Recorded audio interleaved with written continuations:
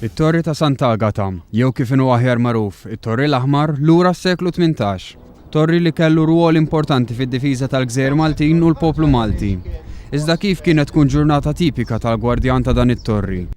Il-Historical Reenactment Group of Malta l-HRGM u din l-art ħelwa matul l-għodwa tal-ħadd reġgħu taw ħajja lil dan it-torri permezz ta' xeni li ftit li xejn nafu bihom.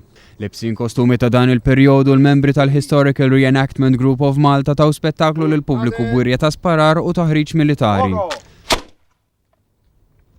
One News tkellem ma' John Stroud li spjeganna l-ħidma tan-nies involuti f'din l-attività.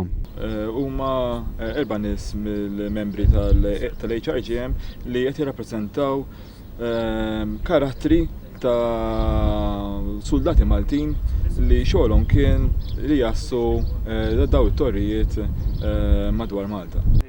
L-HRGM toffri realtà xi ftit differenti mill-istorja militari kif jafuha ħafna.